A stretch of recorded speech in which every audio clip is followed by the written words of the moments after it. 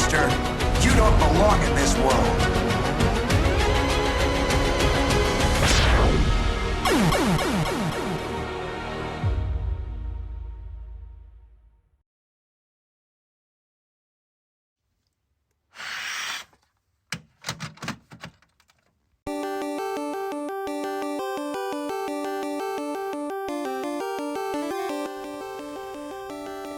Welcome to the Cable Club. Today, we're uploading data from us to you. But it's not a regular episode. Never is. Never is, but you know, this one's gonna be different. We're your hosts. Different-er. Different. Different disc. Different test. We're your hosts. Year. Hey, keep cutting me off. We're gonna have a great time. I'm Steve. I'm Dan. I'm Don. Oh. I'm Don. And we're the Cable Club. Go ahead, Dan, please. And I'm Dan. Are we good? Yep. All right. Good. All right. So today, we're going to be ringing in the new year with a celebration of sorts. We're going to be talking about all the games that we've played so far this year. All the games, our vast history of games. Yeah, all like So many. 6 or 7 of them. So many. And we're going to have like an award show style episode this time. We're not doing our Coliseum episode for you guys, so I'm sorry if you were hoping for it, but you'll have to wait another 2 weeks. We told them at the end of the last episode. I don't want to hear it. Well, you know, maybe they tune in only for the Coliseum episodes. As they should. Hey, that's not the only good content. Get out of here. It's not the only good one, but it is a good one. Yeah. And we're calling these episodes our year-end recaps, our Hall of Fame. Before we go into all of that, though, I think we have a question that we brought up instead of having a listener's question this week. Dan, why don't you start off with it? All right. So, guys, what is the best game you've played all year? I actually want to add to this question. Part B. What's the worst? What's your biggest gaming disappointment all year? Oh, we're all gonna have the same one, I bet. Two-parter. All right. Well, okay. Then I'll just go first because I don't think we are gonna have all the same ones. So, the best game that I've played all year, and I think it's probably Sea of Stars. Honestly, I had such a good time playing it. I played that game for like 30 hours, and I didn't even bat an eyelash at it. How I did it, I have no idea. Like every chance I got, I'd be like sneaking off, turning on the Switch, and like playing a few minutes of it. My wife would come get me, like, "What are you doing?" So I just couldn't stop. It was too good. My schedule does not support 30 hours of gaming in like a week and a half, but it did for this. Well, It weaseled its way in there. Yeah. I mean, it just has so much to love. Like if you like those old style RPGs, particularly ones with action commands, like I do, it hits all the right buttons. Actually, I read that the creators of Chrono Trigger actually gave the game high praise too, so that's cool. Oh, wow. Yeah, I mean, as they should. I got to get around to playing that because I know you have it high praised on, and I trust your judgment. So, yeah, and I think this is like the 4th time I brought it up on the show. Yeah, no, it. I even looked up like reviews and like gameplay of it. It does look good. So, but and like gorgeous pixel art. I really love it. Oh yeah, for sure. But I'm sure you're like the most of us. We just get like a pile of like backlog games that we have to get through. I've been keeping a list and keeping track of the ones that I've played all year too. Yeah, I'd say some runner up is like honestly, I had way more fun playing Banjo-Kazooie than I thought I was, especially like two levels in. I really thought I was gonna be like a little over it. Yeah. By the end of it, but yeah, no, I absolutely. It's still on the list to go back to and beat when I have time. When? No, Banjo-Kazooie is definitely good. Definitely good. If you haven't played it, play it. So biggest disappointment. So I know you guys are probably going to say Mega Man X7, but it's not going to be my biggest disappointment. Let me tell you why. Because I knew it was going to be bad. We all knew it. You couldn't have been disappointed if you went into that thinking anything other than what you got. I don't know. I mean, it was surprisingly bad. I had never played it before, I wouldn't call it a disappointment. So, and we got our Blood Boils, that amazing, probably the best NX song in the entire series somehow out of it. It's up there. I wouldn't say best, but it's up there. It's got So we'll always have that. Spark Mandrill. Blaze Heatnix from Mega Man X6. Come on. Yeah. Fated Battle, the fight between X and Zero. It's awesome. Yeah, that too. Yeah, but I think my biggest disappointment, believe it or not, was a game that came out in 2022 that I played this year called Digimon Survive. You guys have known me long enough. I'm a creature battle fan, like those types of games. I've always been a big Pokemon guy. I've always been a big Digimon guy, even though the games they're not as good as Pokemon. They're just not. So I'm sorry if anybody out there likes them as much. It's a fact. Sorry. The show is also not as good as Pokemon either. That you are out of line. The show's so much better than the Pokemon anime. Oh boy, here we go. No. Wait a minute. When you watch an episode of Digimon, not only do you get the intro, like the intro video and the music, you also have the outro video and the music. Now, every single time they get into a fight, they have to digivolve, and you see the same stuff. Like, I'm not going to sit here and tell you it's a perfect anime, but I am going to sit here and tell you that the storyline is infinitely better than anything Game Freak has ever even dreamt of for Pokemon. It's still not better than the Pokemon anime. I don't even know like the story behind Digimon. I assume they don't have like gym badges and the Elite Four. No, they actually save the world from real threats. Oh. Like the movie is about a Digimon who goes and hacks nukes. Like the thing is going to launch a nuke and just blow up Japan. They have to stop that thing. There's like real stakes. Like Ash is conflicted over making his Pikachu touch a Thunderstone. Forget him. It's so stupid. Didn't Ash finally win a championship? Yeah, he beats Blue. Gary. He's a scrub. We have to follow that scrub around for the entire anime so bad. It's just it's baffling. Scrub. I'm just saying that he gets half of his badges out of pity. Like the gym leaders just feel bad for him, or he like helps him out. Like he doesn't actually even win most of these fights. No. Yeah, well, it makes the gym leader seem more formidable, right? Even as like I don't know, like a 9-year-old playing Pokemon, you were like, I would mop the floor with Ash Ketchum. Like go fight War Greymon, okay? His Pikachu's on crack though. Yeah. His Pikachu's got plot armor. Yeah, it can beat an Onix with Thundershock. a wet Onix. They did introduce the move Soak later on. This is possible in game. Yeah. Anyway, Digimon Survive was supposed to be the reason that it made me excited was one, it's a tactical RPG, and I kind of like those, especially when it's a franchise that I care about, because the tactical RPG gives a good chance to tell a story about that franchise. But also, they were trying to take a more adult slant with it. Like they actually will like kill some of the kids on camera during this game.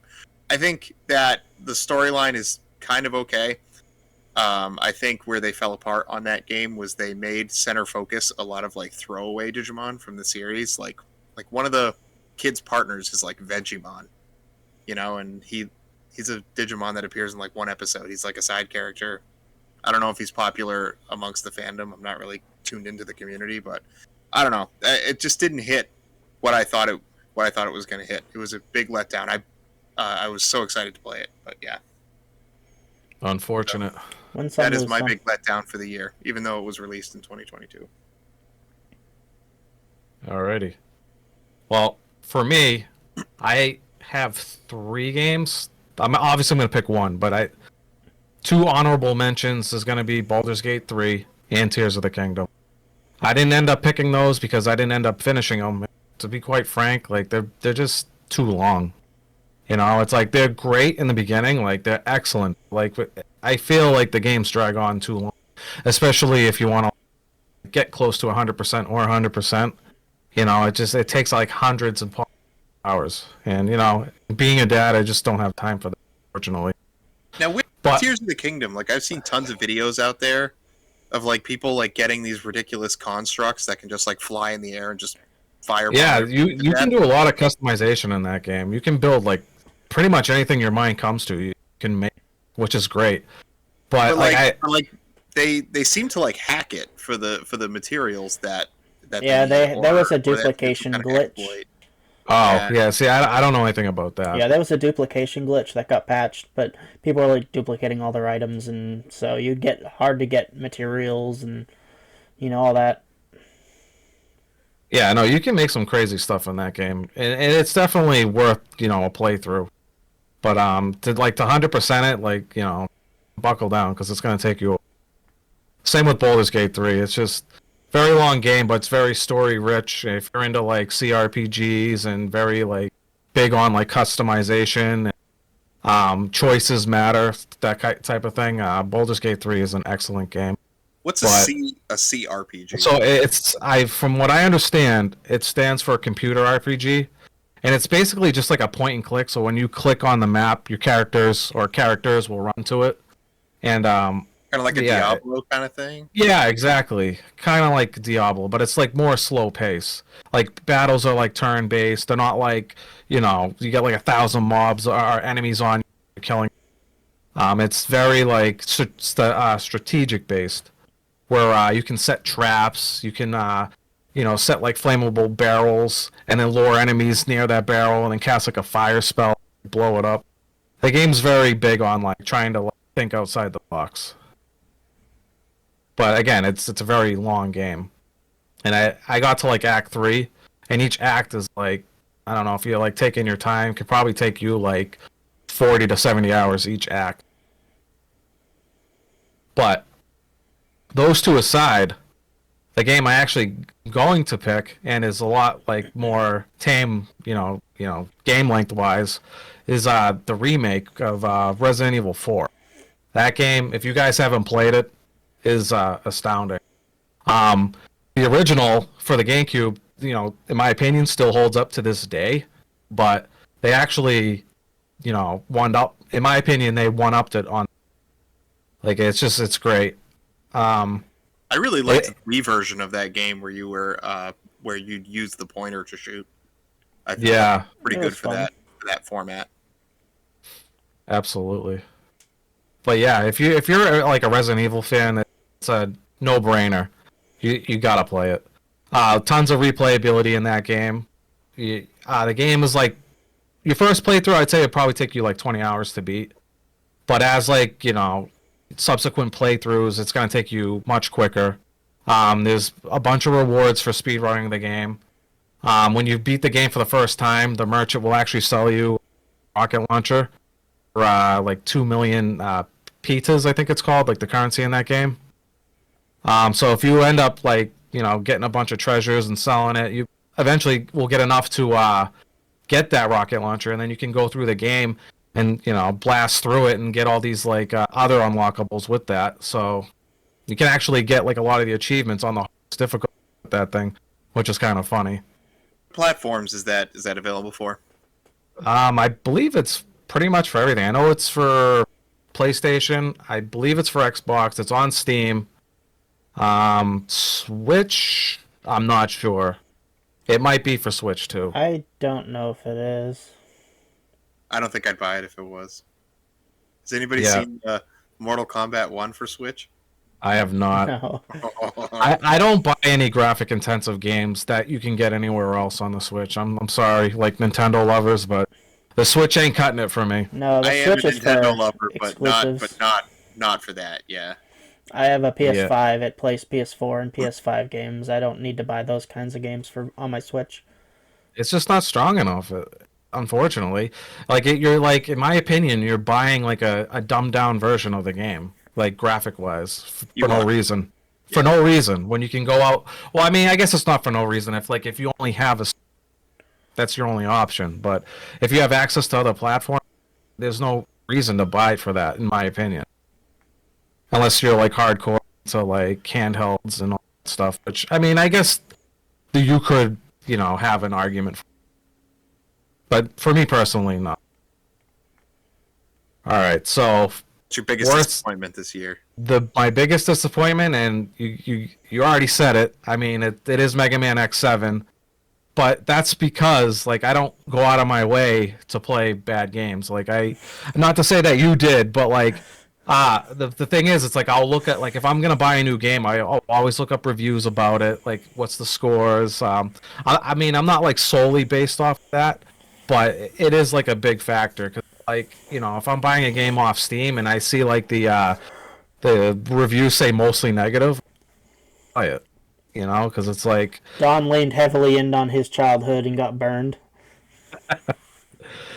yeah, but I'm just saying it's just like games that I buy. It's usually games I want, which I do. That's why I like this podcast because it makes me play games that like I may not play like bad games. Yeah, exactly.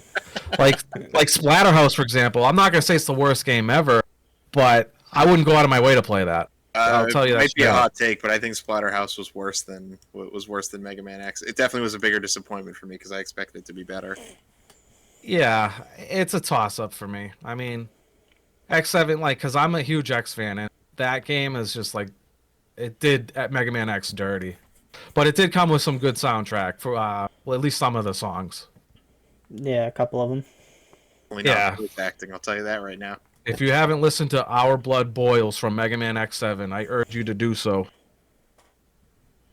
But yeah, those are my games that I have picked. So I played a lot of games this year. I played Final Fantasy 16, which was fun. I played Tears of the Kingdom. I played God of War Ragnarok. I played Dragon Quest 11. I didn't finish it yet. Mario Wonder. Boy. But the game that I think that I like the most this year, it didn't come out this year, but it's the first time I played it, and it's still fairly new. Like as far as our podcast goes, it's definitely new, but it came out like 4 years ago. I'd never played Celeste before, and I'm having a lot of fun dying repeatedly, trying to beat the hardest level. It's called Farewell, and I don't know. It's a really, really fun game. It's a platformer. You have like a mid-air dash. Yeah, Yeah. you love games like that. Like I know you were big on I Want to Be the Guy too. Yeah, Super Meat Boy and all that. Yeah, Super Meat Boy. Yeah. So I Yeah. mean, this game's definitely up your alley. This game By is the sounds of it. hard. Yeah. But I like the challenge.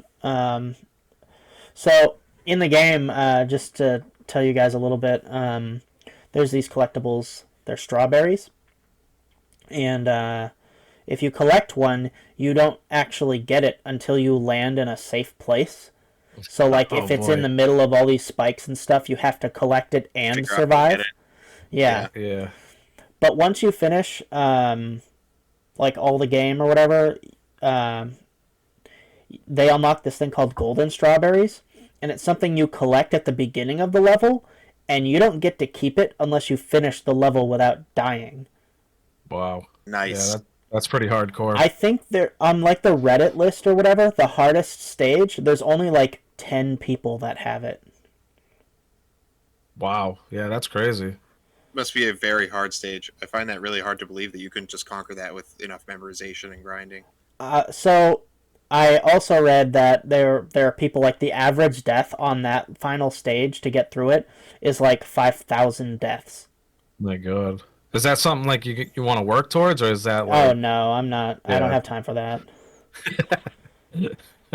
I'm doing it now in pieces. Kind of like the like shiny gold medallions in Donkey Kong Country Returns. Only the insane get Yeah. those. I think I got all those. No, you didn't.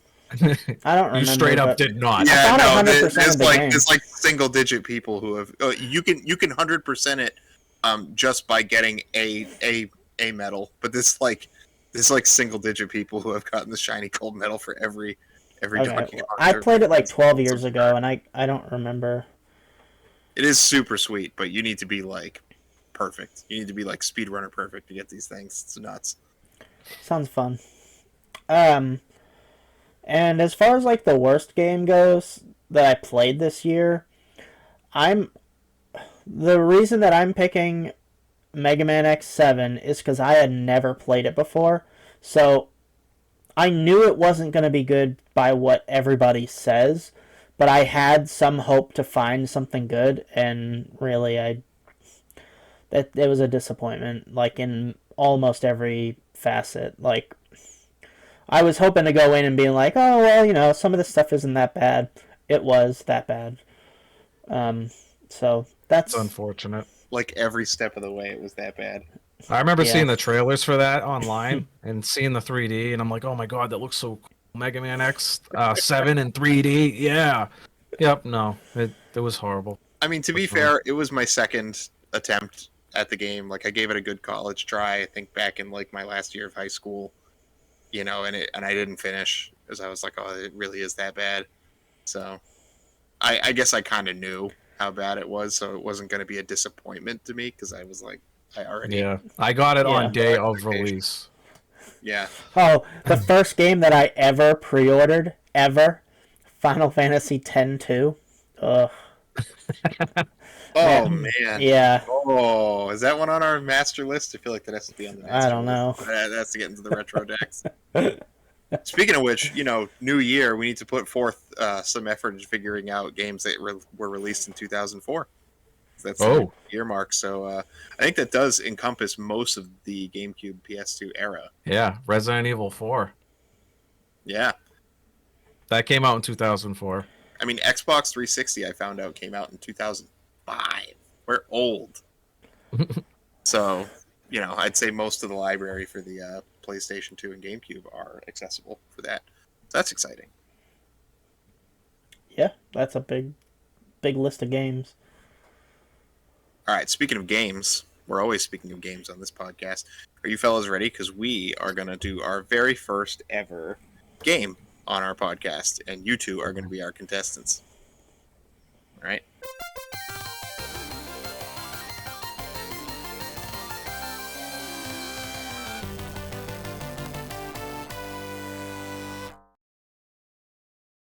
So, I'm going to go ahead and share my screen. The very, very exotic program. Oh, see, we got here. Microsoft Steve and I have not seen Excel. this. All right. Here we go. So this is our game board. Let me explain to you guys how this works. So if one of you would click on my screen, so it's like center focus for our audience, so that they can see that as like large. It will be the smaller pictures above it or next to it or whatever. Okay. All right. Great. So we are calling this the 16-bit challenge. And for you listeners at home, what I have up in front of me is a grid, a 4x4 grid. So if you want to follow along, if you're not watching this video and you're instead listening audio, draw yourself a 4x4 grid. Not if you're driving. Yeah, especially if you're driving. And so what? Only for the hardcore fans. What Steve and Dan are going to try to do is connect 4 tic-tac-toe style on this board. So I'm going to choose colors. If you're drawing your own map, make whatever symbols you want for Steve and Dan. So Steve will be red and Dan will be blue. So to claim a square, they are going to have to answer one of 16 random questions correctly. And the questions all pertain to games that we have played on this podcast in some way. And they are in 4 general categories. So the first category is from the manual. These questions will be trivia that come from the manuals, so I hope you guys read the manuals. I have not, disclaimer. Character quotes, so, just exactly what it sounds like. Power-ups and collectibles. And finally, the last category are cold opens, a little meta category for you guys. So not necessarily about the games, but about our podcast. So we're going to be testing your guys' memory. So, Alrighty.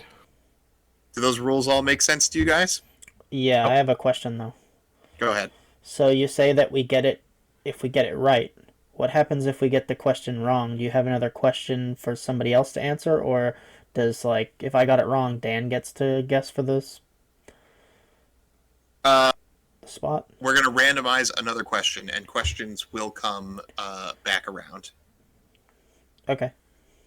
All right. So, if nobody connects 4 because you guys block each other enough, then nobody wins. Those are the rules. These are legendary rules. Evil wins, but you guys can bicker amongst yourselves who really won based on who answered more questions or harder questions. All right. So I'm going to choose the color red for Steve and the color blue for Dan. Who gets to go first? That is a good question. I actually did not think that through. How do we want to determine who goes first? I don't know. Dan can go first. Oh, wow. What a gentleman. He's confident that he's going to beat me. All right. So I'm going to get this fired up here. All right, our first question. The category is cold opens, Dan. Okay. Which episode is this quote from? Some bosses get scanned pretty hard. That is from Gunak. Oh, the Gunnack episode. All right, that's a blue square. Oh, which square do you want, Dan? I am going to go for the bottom left. Yes. that Very, one right the there. very bottom left. All right. Yes.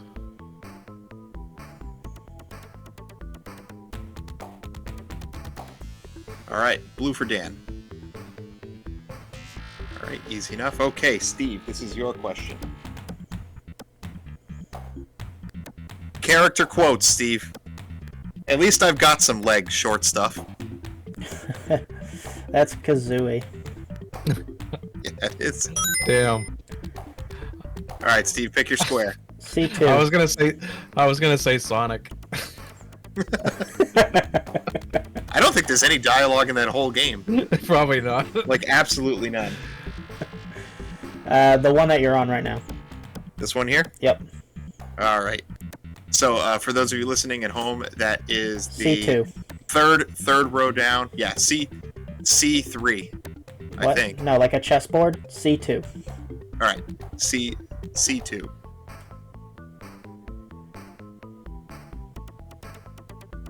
That's B2.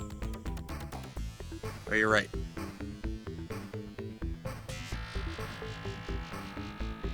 This one? Is it That's No, it's C3. one. Go down one. one down, one, yep. One down, yep. Yep. How is that C2? C is your row, and 2 is your number of in column going up.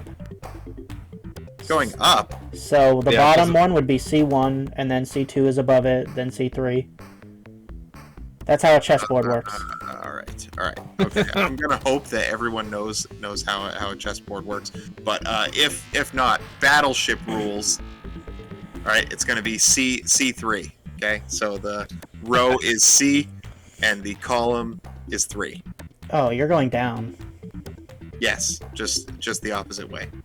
Okay. Not confusing at all for our audio listeners.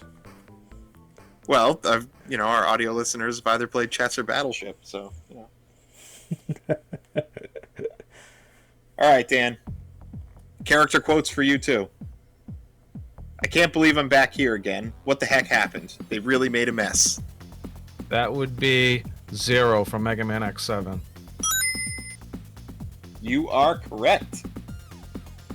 And I'm gonna take. I guess I'm gonna do battle ships coordinates. I'm gonna do D4. Yeah, that one. See, Steve, battleship coordinates. Okay. Well, you're the one that's doing it, so I make it easy on you.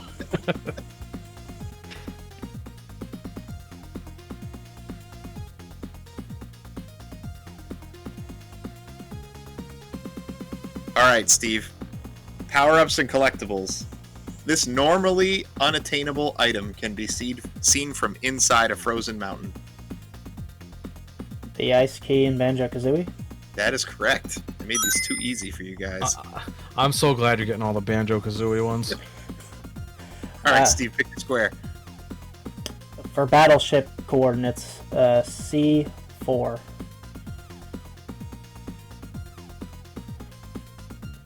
The one below the one I have. Oh, I'm confused about your thing then. I'm sorry. The one right below what I have. This one? Okay. Yeah. I'm gonna block Dan's 4. How dare you?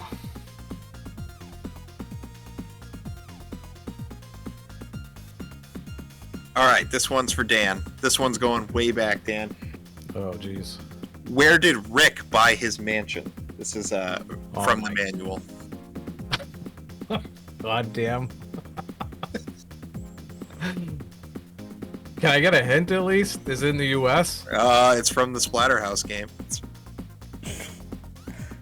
Damn, I have no idea. Take a shot. I'm gonna say Minnesota. Minnesota is not I correct. have no idea. That is no square for Dan. Thank God. All right. All right, Steve, you are next. From the manual. I'm gonna... All right. Who is this paragraph describing? Blank has achieved such management ability that other hunters cannot survive without their assistance. They take their instructions from Hunter Base. Can you say it one more time? Sure. Blank, which is the name of the person that Yeah. I couldn't put in here, has achieved such management ability that other hunters cannot survive without their assistance. They take their instructions from Hunter Base. I don't know, red? Nope. It's not red. Nice. Got you both. Oh, Dan. This one is also from the manual. What is the name of the money-themed stage 5 from Gundak? The name? The name. Oh my What is the name of God. the stage? We said it on the episode. and We had a good did. talk We about it. did. We- Oh my God, why can't I remember? And it's something stupid too. It is something stupid. It's like, I think it's one word. It is one word. I know Oh it. my God. I can't remember, dude.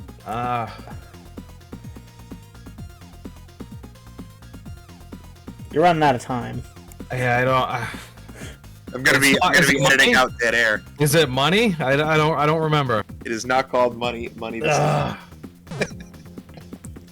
I know that one. All right. Moving on. Steve, power-ups and collectibles. We still don't know what this does, but it's a permanent upgrade, so buy it. I think it's called Turbo. Yes, it is. It's turbo power, but I'll take it. Which square are we going for, Steve? I guess I'm gonna go to the one right above my other two that blocks Dan again. Oh, I can't. Oh, okay. Yep. Right, Dan. You gotta. Jeez. I know. This is gonna be a Probably short gonna get game if I don't, bring my A game.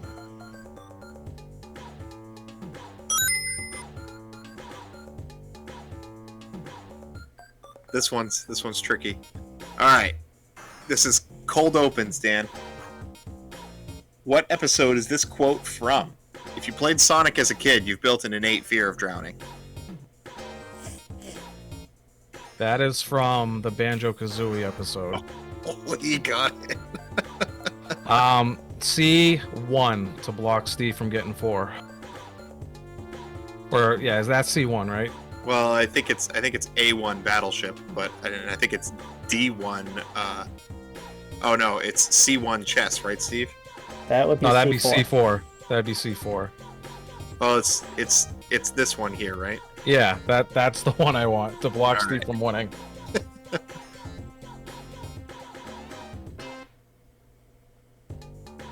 All right. Successfully blocked. Steve, back to power-ups and collectibles. This power-up protects you from fire attacks and lets you soar through the sky. Protects you from fire attacks and lets you soar through the sky. Yes. The fire shield from Sonic 3. That is correct. Which block are we taking?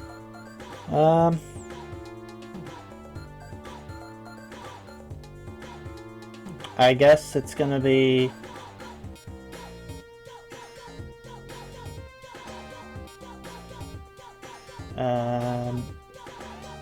let's do the one all the way on the right above Dan's. Down. Yeah, Here? that one. Yep. Alright. Battleship coordinates for those at home, that's C4.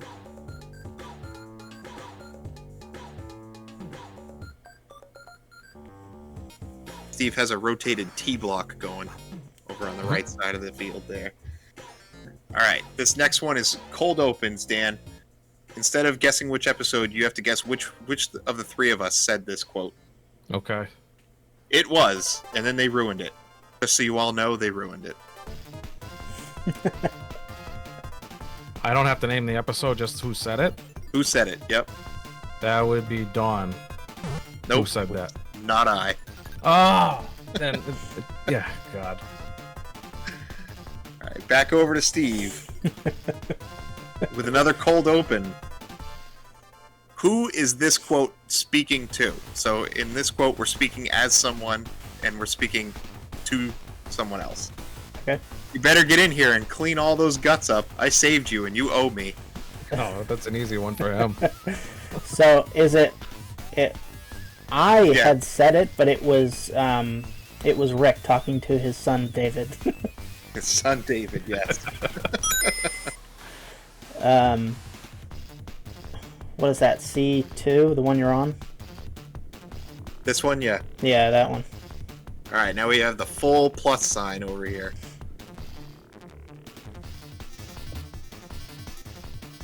Alright, next question for Dan. From the manual. Oh my God, the manual. It's killing me. Which of the following is not the name of one of Banjo and Kazooie's listed special moves? Stilt Stride, Rat-a-tat-tap, Forward Roll Attack, Beak Bomb, or Climbing? Which of those is not listed in the manual? Climbing? Is that one? That's the one I'm gonna pick. Nope, Climbing is listed. Oh my God, I'm getting destroyed. Alright, Steve. For the winner. For all the marbles, Steve.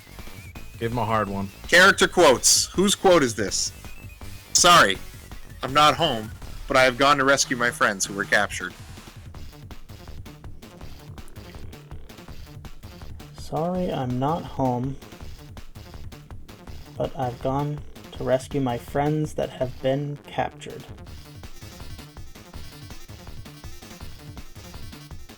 I think it's Yoshi from Super Mario World. It is Yoshi from Super Mario World. By extension, in a speaker block. He doesn't even say it. Yeah. I really thought I was going to get him with that one. Steve, are you going to toy? Are you going to play with your food, or are you going to just go for the kill? No, let's end it. Let's end it, he says. Execute. Alright, so the level was Mega Dinero. That's more than one word. No, it's listed as one. The move that wasn't a move in Banjo-Kazooie is the Stilt Stride. Nope, it's Rat-a-tat-tap. No, it's not. Rat-a-tat-rap is the... Right, Rat-a-tat-rap. I wrote Rat-a-tat-tap. Oh, I thought you just misspoke. Oh. Nope, Stilt Stride is the name of the boot move. I thought those were called waiters. I think I knew the Or waiting question to the ones that was giving the orders. Was that Alia? Yep, it was. Damn it. She has achieved a level of management, which proves to me that Retroids are not perfect machines, and that Samus would beat Mega Man X absolutely every time. Well, Mega Man X is Hey. pretty much a perfect machine. He doesn't Let's not have get good crazy here. management skills. Okay, that's why he's not. That's why he doesn't belong on the Oh, bench. he manages just fine on the battlefield. Manages himself. That's why he needs like Cygnus and crew. It's only so many hours in a day.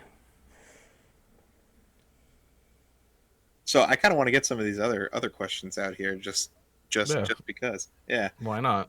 All right, Dan. Guess who said, "Focus on your pain and anger. Use that power to defeat him." Focus on your pain and anger. Use that power to defeat him. That would be the Mask from Splatter. That is right. That was my guess. Steve, where did Rick buy his mansion? Where or how did Where? he get it? Where? No. Where did he buy his mansion? I don't remember, but my guess is like New Jersey or something like that. Close. It's Connecticut. Connecticut? Yeah. Probably I because was of gonna the- say that. Yeah. Probably I because knew of it the was Amityville horror or something. And the mask or the evil one is from New Mexico. I forget, but they actually say that in the. How the hell did he end up in Connecticut? He moved there because he was like, I don't know, job seeking or something like that. He's like, no. Rick was from New Mexico at first. Are you saying? I don't the know mask where was. he's from, Uh, but Oh, the mask. It's not really clear. Like if you read the manual, it's not clear who's talking, whether it's the evil one or the mask. he But found they, the mask in a Halloween shop. but they tell you it's happening in New Mexico. So, all right, from the manual, you've already got that. This power up lets Rick unleash his rage and turn into a giant monster. I don't think either of you will get this one. There's an. Oh, you want the actual name for it? Yeah, the name for it.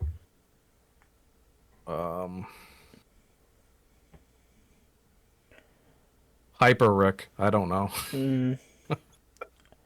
I think I know that people call him Well, Mega name of the Rick. pickup. No, the But- like the actual name of the thing that you pick up. Oh, the Yeah. orb. Yeah, Oh, it actually has a name. I don't know, like demon power or something. animosity. It's just referred to as an eldritch orb. Okay. Demon orb is pretty close, or demon power. That's it. You guys did pretty good. There you go. Very cool. Fun What do I game. get? Bragging rights over Dan for the rest of the year. Yeah. Went uh, my A game. for I the guess next I'll one. have to make the one for next year. Yeah, reigning champion for next year. Who knows? Maybe we'll have a guest on next year, and all three of us can participate. Ooh, that could be fun. So I know we're jumping around a little bit here, so we'll leave a little bit of space between this and our little awards ceremony show thing. So I did want to jump back and let's talk about some gaming news.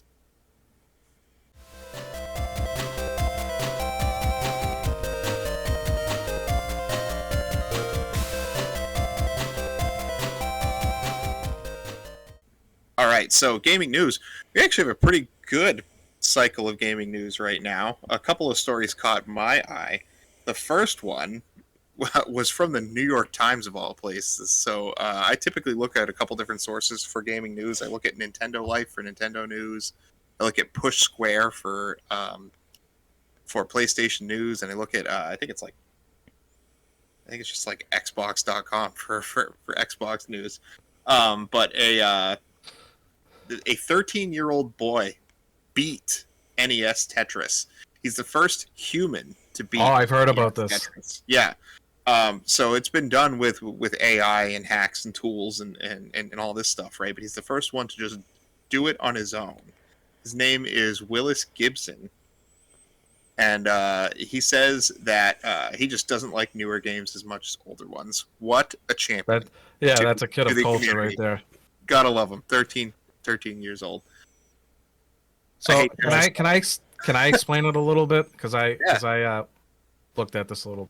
Yeah. So basically, like the NES Tetris, it can only go so high like difficulty wise. I mean, I Level don't remember. 157. Yeah, so basically after a certain level, I don't remember the exact level, but like just say, for sake of number, just say like 102 is like the highest you can go without it glitching out. So eventually the game starts glitching out. Like it starts giving you colors that you're not supposed to get. Like eventually you start getting like almost like black pieces where you can barely see what's going on. The game just doesn't know what to do at that point because you're still playing. But by 157, if you I think it's like if you clear like four at a time, or you clear, it's either four or one line at a time, the game will just stop, and it's called the kill screen. So basically, if you get to that screen, people basically say that a human has beaten the Tetris on the NES, and this kid actually did that. Yeah, a lot of those old arcade like scoreathon type games have a kill screen, like Yeah. Pac-Man and Donkey Kong, Dig Dug. Like they have that end, so to speak. Yeah, it's Yeah, but it's crazy because humans, that like human limit or something is like pushing left or right 15 times in a second, like the human limit. So what they do is they hold the controller in a certain way, like, and they do this, and right? they roll it. They go da da da da da da. It's pretty Yeah. cool. Yeah, he reported that his fingers were numb after. Yeah, I doubt. I mean, I don't doubt it. Like that's crazy. That just goes to show you, like the kids just growing up nowadays. They're like freaks of nature when it comes to video games, man. People Yeah. don't believe when I say it, but kids are way smarter nowadays than they were. Yeah. Than they were. When I was a Well, kid. they have so much more like availability of information. Yeah. Yeah, The internet was still pretty in its infancy. We were like young kids. I mean, I've heard of like 12-year-olds going and like buying pairs of like collector sneakers and hucking them online for twice as much money. Like I was not that smart when I was 12. I was like mowing lawns for like a year to buy an N64. It's selling lemonade. Yeah, yeah. I mean, it's just like, yeah, I'm telling you, way smarter now. The other bit of gaming news is a little bit of a, we were kind of on this subject last episode when we talked about the difference between emulated products and original hardware. Have you guys heard of the MIG switch? no. Say that again. The what? The Meg switch? MIG, MIG switch. I have not. No. All right, so this is kind of blowing up. So what this is it's being pawned as a backup device for your Switch games. So you could essentially dump your Switch games onto this SD card type of a device that plugs into your Switch where a cartridge does, and you can load up your dumped games on there. So under that guise, apparently in many countries this thing is going to be produced and sold legally, and there really isn't much Nintendo can do about it. Now I think you know where I'm going with this. This thing is just like basically a legal pirate tool. I mean, people are already emulating Switch games on different devices, right? But this company is saying that you can load up your legally purchased Switch games on it. We all know it's really not going to do that. So Yeah. Probably not. my own personal feeling is that if you're emulating a game that is something that the company is currently not making, and it's a limited quantity, and you're going to spend I'd say like more than what the game was when it was new. Yeah. Maybe even you could argue adjusted for inflation. I feel like when you start to get up to like 90, 100, $120, let alone some things that are like over $1,000, I really think it's okay to emulate them. Even if you just want to play it, it's not necessarily just to collect it, but you just want to play the game. It's hard to justify that price. Yeah, but I feel like by the time you get into the point where you're emulating like the latest console games, I don't know. It's super sketch for me. Yeah, I wouldn't buy one of those. Like, I own like 40 Nintendo Switch games. I kid you not, like 40 of them. So like, it's kind of neat, but at the same time, like, I don't have a whole lot of use for that. You know what the one kind of cool thing would be, like, because both my kids have Switches, if I bought a MiG or whatever, Switch MiG or whatever it is, I could put all the games on one, and then we could play the same games at the same time, right?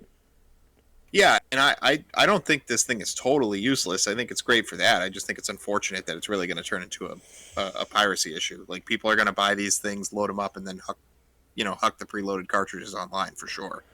Yeah, like I could make a lot of money doing that, considering all the games I have. Yeah, I don't think you'd have to obtain all the ROMs legally, frankly. Yeah, I don't know much about something the like Switch that. emulation, so I couldn't tell you, but just like Yeah. with my library, I have like literally everything. Yeah, when you get into like the handheld type of market and you start watching content around that, you will notice that they'll bring up Switch emulation. So, they don't ever tell you where to go hunting for ROMs. Yeah, You know, yeah. Obviously they're not going to do that, but I think by extension it means that the ROMs are out there somewhere if you want to go find them. Yeah, someone who wants to sell it is gonna get their ROMs on there. They'll figure it out. Yeah. Right. But, maybe this year we're going to get a new Nintendo console anyway.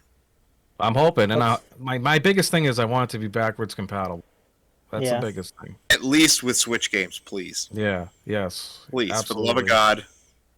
And please Uh, fix the right side Joy-Con problem. What's wrong with it? I don't know. They will drift, and you can't fix them. Oh, really? Yeah. That actually has not happened to me yet, and I still Well, have this consider set of yourself Joy-Cons that lucky. I've ever had. Yeah, It's I guess happened I'm to very 3 sets of mine. Ugh. And then what? They go for what, like 40 a piece? Joy-Cons? No, 70 60? or 80. 70? Yeah, it's like $79 for a set of Joy-Cons. Yeah, Ah, dang. I don't feel like games, like the actual games themselves, have gone up in price much. PS5 years. games have. Yeah, maybe those, but like you can still get new games for the most part for like $60. $60 since I was in Yeah, college. no, I think PS5 games, the new ones are 70. Yeah. Yep, they are. Even still, it's not a lot for the amount of time. But controllers have gone through the roof. Controllers are very expensive now. Like, you'll pay $90 for a reasonable controller, and if you want like a super premium controller, they're upwards of $170. Yeah, it's because they got all this like crap in them. It's like a microphone, like stereos in it, Yep, touch like touchpad. vibration, touchpads. Sometimes it's like I understand it's cool to have all, but I'm perfectly fine. Like my volume coming out of the TV or speakers. I don't need it coming out of my control. Yeah, I was playing Symphony of the Night recently on the PS5. I got it off the PlayStation Store, and I'm like doing stuff, and there's noises coming out of my controller as it's like the middle of the night. My wife's asleep, and Is there a way to turn that off? I don't assume know. Yeah, your so. controller's sitting there like.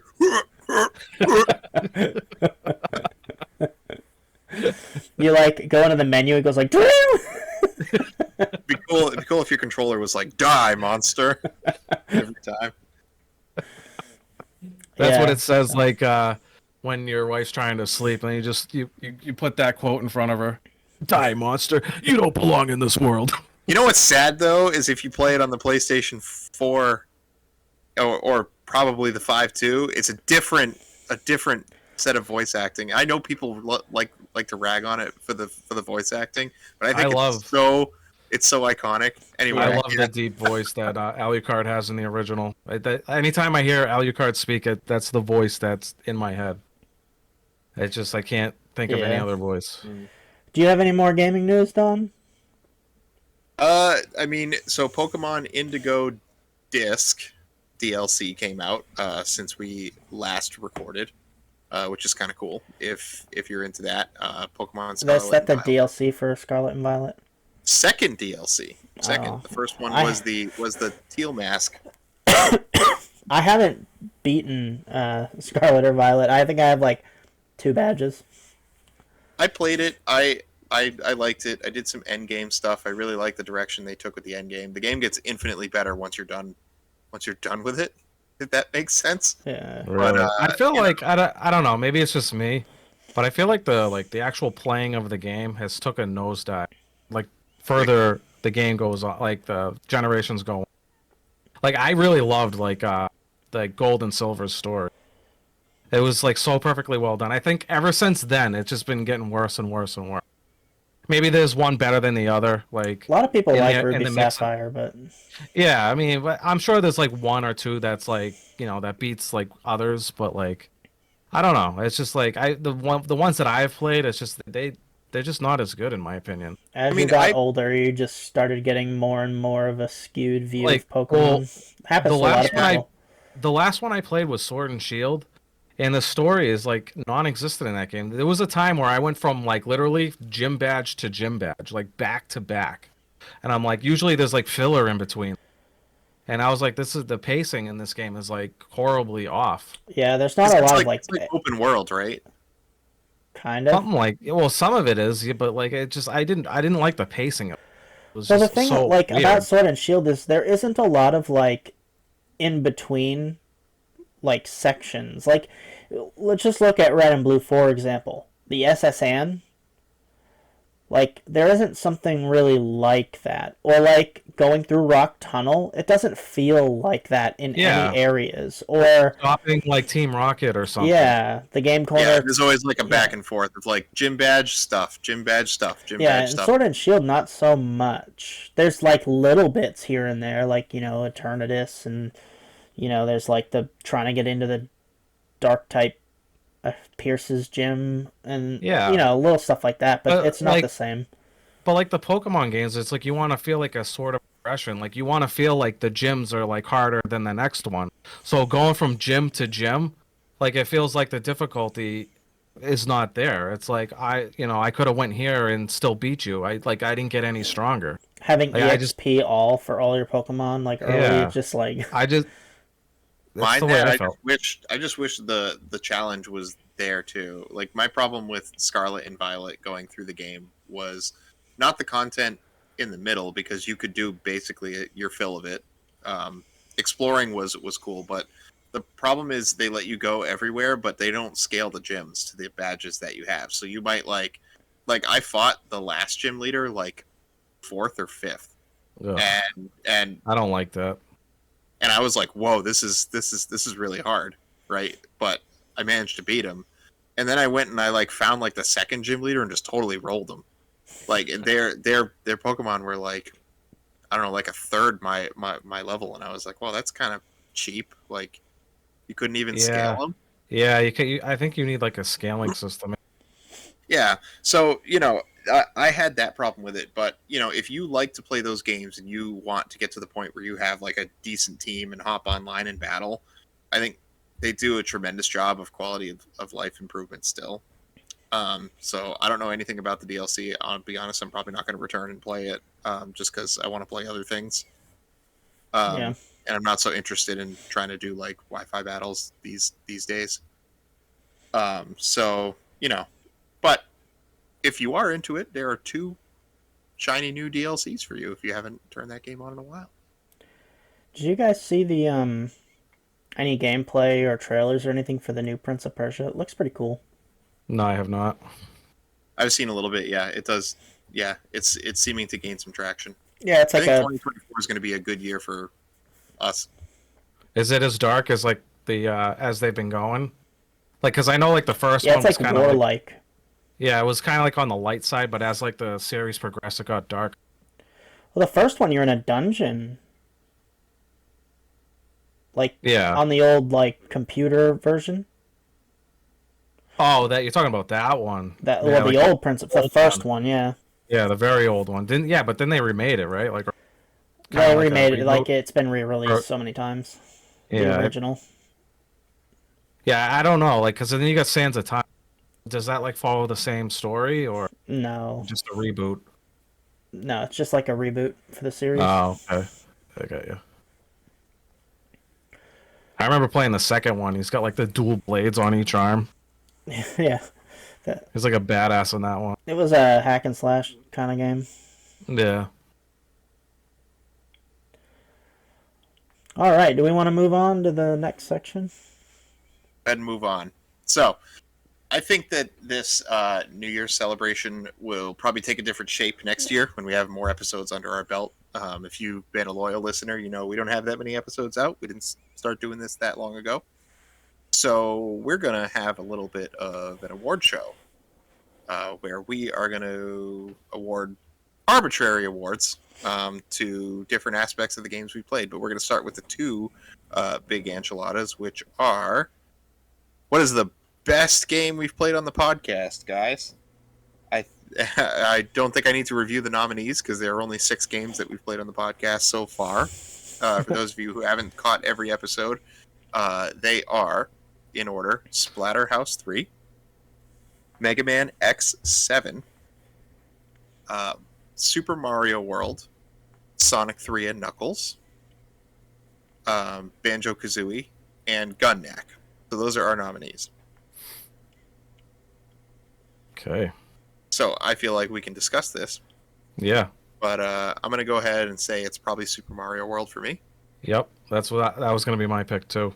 All right. So whatever Steve says, he's outvoted. But go ahead, Steve. You tell us what you feel the best game is. We already know what it is. Yeah, well. So, I love Super Mario World. It is probably in, like, my top 10 games. Like, it's very good. But I just have more nostalgia for Banjo-Kazooie. I like that game a lot, so... It's understandable. It's like one. Isn't it your favorite game of all time? It's in my top 3 at least. Yeah. Top 3, yeah. All right. Yeah. So congratulations, Super Mario World, for being the best game we played on the podcast so far. Hold on. Here we go. We're gonna gloss right over the worst, the worst game, the Poo Poo Award. So we already know. You guys already said it. The games you guys hated playing the most. I personally think it's Splatterhouse. I think Splatterhouse is the worst game we played on this podcast. But you know, I think it's going to be Mega Man X7. I feel like I'm outvoted, right? Yeah, definitely for me. Yeah, mine's probably Sonic 3. Just kidding. Okay. It's going to be a no for this guy. X7. Banjo-Kazooie then. X7. Nope. Changes his answer. All right, Mega Man X7, the worst game we played on the podcast so far. Pretty terrible. I wanted this. Here we go.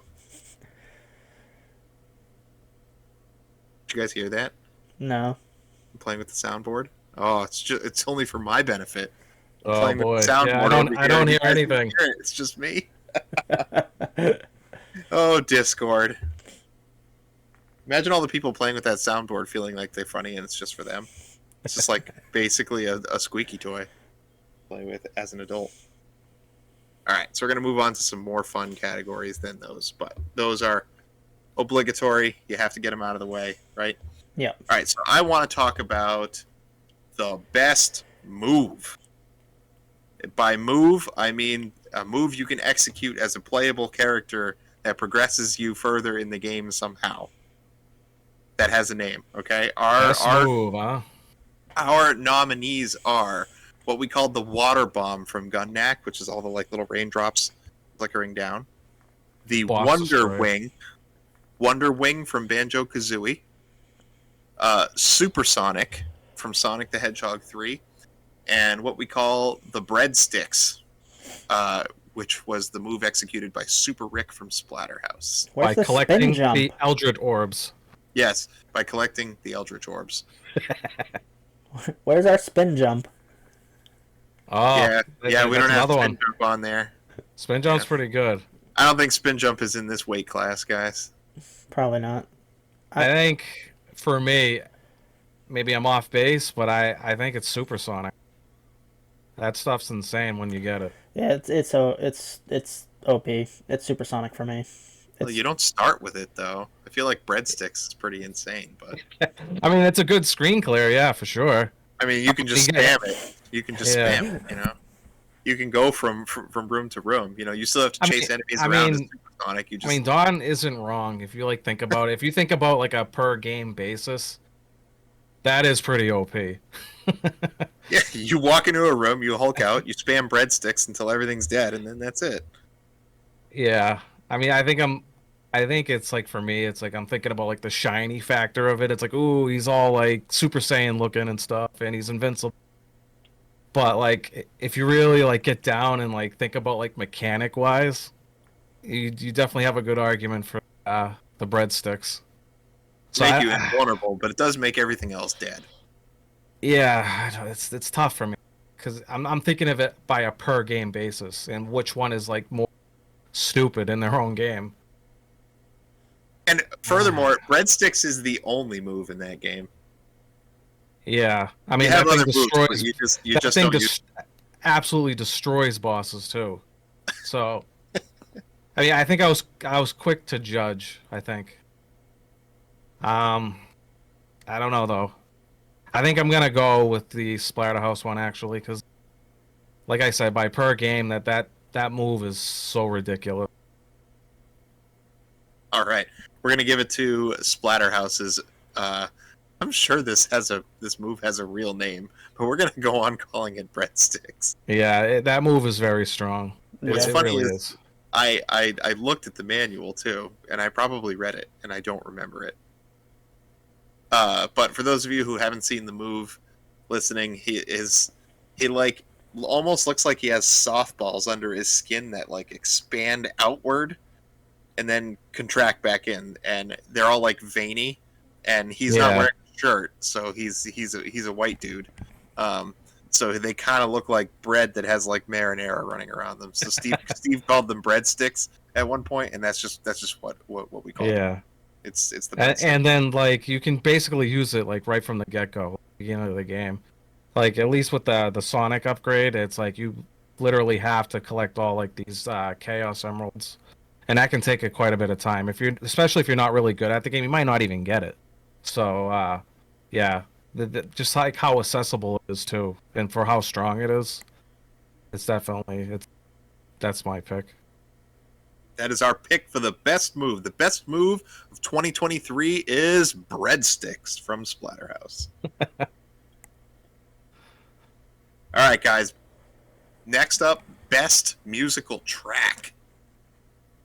Our nominees are Area 6 from Gunnack, Spiral Mountain from Banjo-Kazooie, Ice Cap Zone from Sonic 3 and Knuckles, or, we've said it already, Our Blood Boils from Mega Man X7.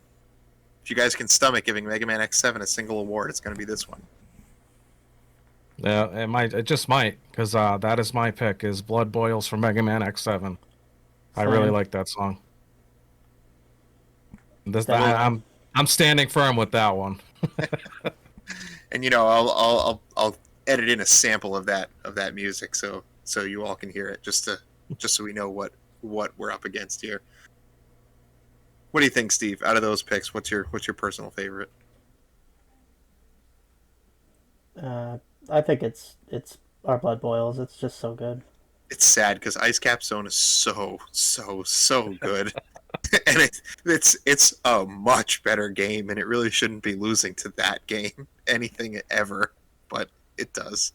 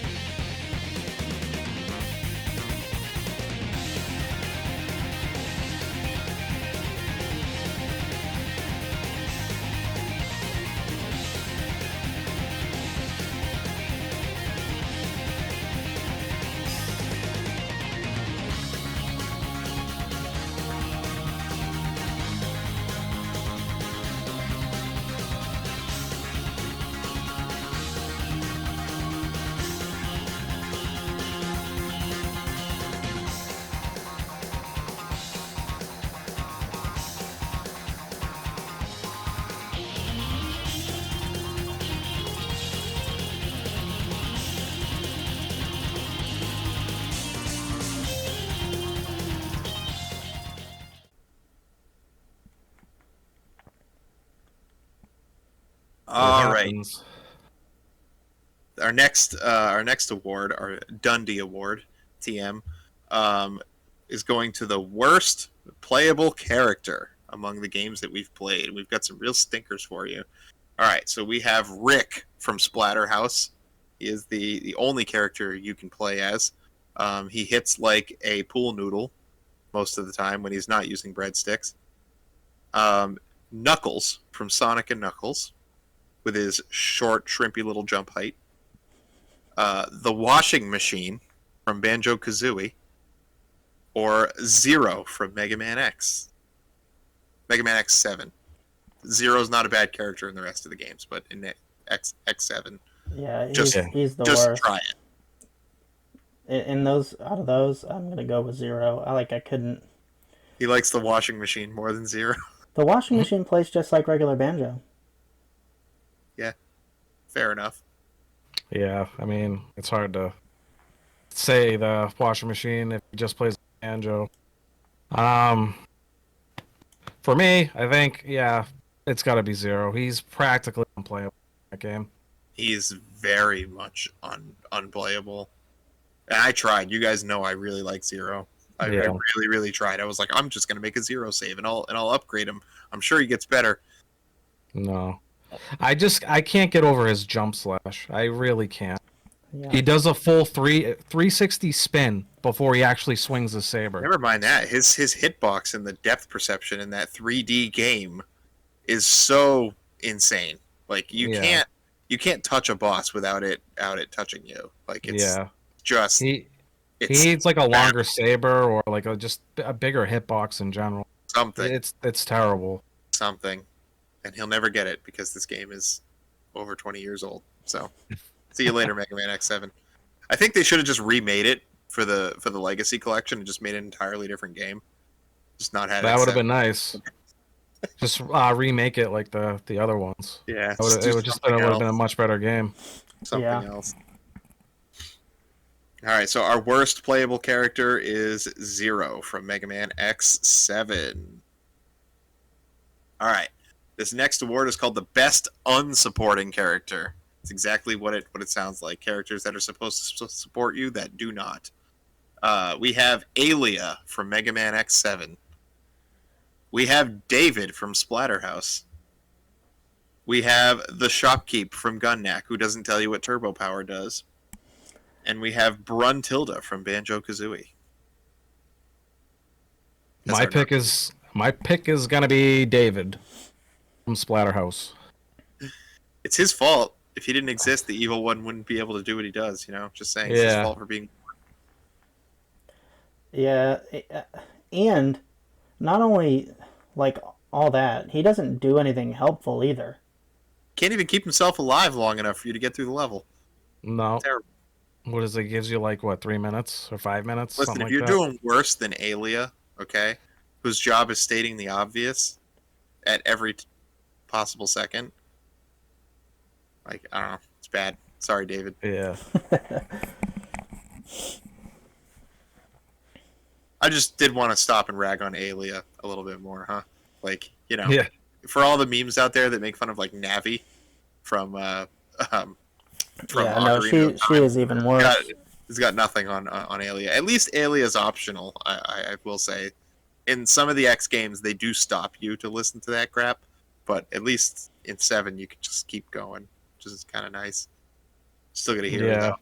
Just don't keep going over the trigger point of it, because then it'll just overlap itself a bunch of times. I also blame her for the menu. Yeah. For how slow it is, too? Or whatever. Yeah. Yeah, I think it's her fault. It probably isn't going to change anything, but I'm changing my vote to Alia. She's worse than Dave. No, well, she doesn't. I'm sticking with David. Yeah, same. Right. Sorry, David, I tried. You are the best unsupporting character. All right. David is in his room playing. This one's a little bit more cheerful. This is the best playable character. So we have Mario from many, many, many games, right? But in particular, the Mario from Super Mario World.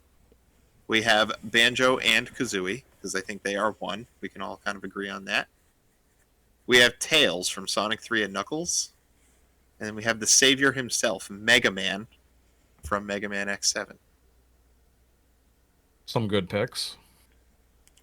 It's probably Mega Man. I don't know. I would say Banjo. Banjo Kazooie's got a lot of things We're like going for them. all divided here because I'd say Tails. You can just fly through every level. So what happens then if we have a three-way tie? I don't know. I think we give the award to the last one. Oh, okay. Well, I'll change my answer to Banjo then. No, Tails is good. And, I mean, Mega Man is just so much more powerful than the other two that, like, it gives you kind of context for him. I think Mega Man ends up in this category as, yeah, from contextual problems, right? Because like if you go from playing with Zero and you just replace that like dead weight with X, you're like, oh man, look how much stronger I am. That was the best upgrade ever. Yeah. And I get armor? What the heck? Yeah, he gets armor too. Wow. I can upgrade him too. Wow, he's really great! He's really great. So yeah, he's good and all, but you have to put it into context. You have a really crappy character that comes before that. So I don't know. Yeah, and he's not pickable from the start. I did kind of stop dying in that game when I got Mega Man X though. Yeah, he is pretty strong. Very strong, but I don't know. Tails, the flying is not unlimited. I don't know. You guys both say Banjo and I think so. Kazooie. They are kind of a switchblade of stuff. Yeah, it's like big set. the only thing that they don't have is like the transform powers that they need to progress. But other than that, they literally have everything that. I mean, for you every got your situation. rat-a-tat rap, you got your climbing. They and can you're fly. swimming. Yep, flying and swimming, so that beats Tails right there. Tails both flies and swims. Yeah, but that's it. Spin dash. That's another thing it does. But, Banjo has a lot more moves than that. I was thinking Mega Man Banjo originally. also has range. Eggs. Yeah, he's a pretty good character. I would say Ultimate Armor X. If it existed in X7, I would pick that, but it doesn't. So the glide armor is kind of poopy too. yeah. I don't like it. All right, we will give it to Banjo then. All right, so the our last category, at least the ones that I had listed. If we want to make some up after this, we can. But our best supporting character. So we have Tails from Sonic 3 and Knuckles. Again, 2 nominees for Tails. How about that? Wow. Little Miles isn't doing too bad for himself. Bottles from Banjo-Kazooie. Yoshi from Super Mario World. Or the Mask from Splatterhouse 3. I think it's Yoshi. Yeah, me too. Different powers, an extra jump, extra hit, better mobility. Yeah. I don't Like know. infinite hits, depending on where you are. Yeah. That is true. But like Back. Tails is pretty strong too. If you pair him up with Sonic, like you can latch on to Tails to get to areas you can't get to. Well, yeah, the hits and on bosses. Tails double is a playable character for controller number 2. Yeah, What's better than a human player playing as your supporting character? and just the fact that like it basically Tails mimics what Sonic does. You can actually get like double tap the boss every time you hit him, so it's like the bosses like die twice as fast. I think that's pretty strong. I think I'm gonna Tails actually. Yeah, Tails is good. I think I'll change my answer to Tails because of the second player can play him. All right. Tails has got to win something if they're on the list twice, right? Yeah, he won something. Absolutely. He's been a real good boy. All right. Tails is our best supporting character. Bum-ba-da-bum-ba-da-bum. Fanfare. So concludes our scripted awards. Do you guys have any awards you want to give out? No, we covered all the stuff that I was thinking of. I think so. Great. All right, let's go ahead and move on and close this episode out and close 2023.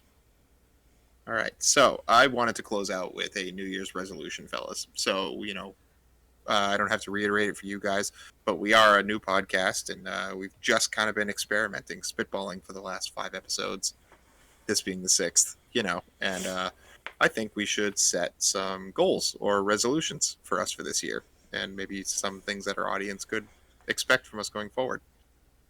So, I want to, in 2024, start a Discord community. I think that it'll probably happen early in the year, but basically, I want this to be kind of fueled by others. I want to play games that other people think we should play, and review episodes for them. So yeah, just hoping to drive a little bit more of a community engagement through there. So look out for that. I will mention updates in future episodes. So that is my goal going forward. How do you guys feel about that? Yeah, and to like kind of piggyback off of Dawn is like I just want to build like a community, not like specifically to like Discord. Like obviously I want Discord too, but people or viewers on our YouTubes to like question of the week, the podcast from the other platforms like Spotify, Iheart, was there Apple? Yeah, all those. Yeah, all those. Like the Discord will be probably a good way to bring everybody in. Yeah, so like It gives I everybody would a just place too. yeah. Maybe build like a website and get people there too. I just want like a nice big community so that we can get together and play some games. Maybe like on the Discord, have some stuff on there. People might come up with some ideas for the show, stuff like that. And I think that would be awesome. So like, my goal is to have a nice, healthy community. 2024. Yeah, that's good. I think that that's something that all the people striving to build a community. I think Discord's a great idea, a great place. Most gamers have it downloaded already, so it's it's easy. Yeah, great idea. For mine, I think I'm gonna try and get some kind of gameplay videos put up. It could be for games that we're playing, or maybe fun challenges on some old retro games, or just some casual playthroughs, with us. Just some kind of other content for you guys to enjoy on the off weeks, or in between, because we post every 2 weeks, so there's a big gap in content. So trying to get some of that stuff out there for you guys to enjoy as well, I think is something that could be beneficial for you guys' free time, and something for us to do, and that kind of thing. Absolutely. And feel free to like play any game that we're playing, whether it be like a game we're reviewing or a game that any of us will be playing in the office. Yeah.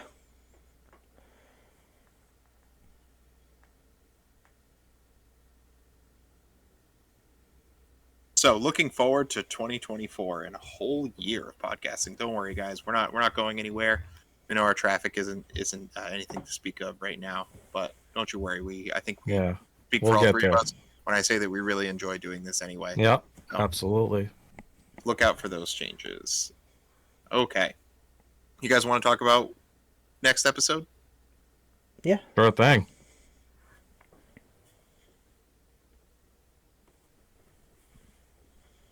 All right, so next episode, we're getting back into our normal cycle. Next episode, we have a Coliseum episode for you. So the last time we did this, we did Super Mario World versus Sonic 3 and Knuckles. And just talked about New Year's resolutions and changes. So we've made a change to our Coliseum format as well. I almost said arena. We used to call it arena format. Coliseum format. So instead of having 2 of us bring a game to debate, we're going to discuss the games as a group, and we will essentially vote for either game in each category, and since it's three of us, the majority can easily be decided, right? And whichever game has the most points at the end of it will win. So we'll talk more about that on the future episode and the mechanics behind it. But the two games that we are pitting against each other are Drum roll. the Metroid versus the Vania. The two games after which the entire genre was named, I'm pretty sure. Super Metroid versus Castlevania Symphony of the Night. Two epic, near perfect champion games. Awesome. These Exciting. are two good ones. Yep, for sure. So, these games are timeless. They're playable over and over again. Spoiler, I've already started them, so and I'm having a blast because we kind of knew that this was coming up. But all of you out there listening to this episode this far, play along with us. We do shoot these episodes a week before they actually air, so we're on a 2-week cycle. So what you'd want to do is get your thoughts in about these games, which one you think is better and why, in the first week, and we will read your thoughts on air if it's in on time before we film. The other thing is, if you have a question of the week, go ahead and email it into the Cable Club Podcast at gmail.com. That's also where you can send your entry to which of these two games you think is better. Or you can simply comment on this YouTube video. If you are watching via YouTube, we check comments there. We'll see it there as well. Was there anything else that I forgot, fellas? Is there anything else I had to add? Make sure that you rate and review if you haven't yet. That helps us a whole bunch. Of course. If you're still here, you must kind of enjoy what you're hearing. So please leave a kind rating and review. Even just like a hey you guys are doing great. Puts an extra pep in our step, and just feels good. Or leave even just a thumbs up. I really like seeing that little thumbs up number. Yeah. Yep. And for your YouTube audience, leave a comment, questions, anything. Like Don said, we'll respond to any of them. Maybe like the videos, or maybe a possible subscribe. Anything helps. We're here for you guys. We love doing it. We wouldn't be here if we didn't. So I think that's good. Yeah, make sure that you write us anything that you want at our like Dan said on the YouTube comments, but also at the Cable Club Podcast at gmail.com. Yep, and all that can be in. You can find that like in the description of. Yep. All right, fellas, is that it for this episode? Game over? Game over. Game over.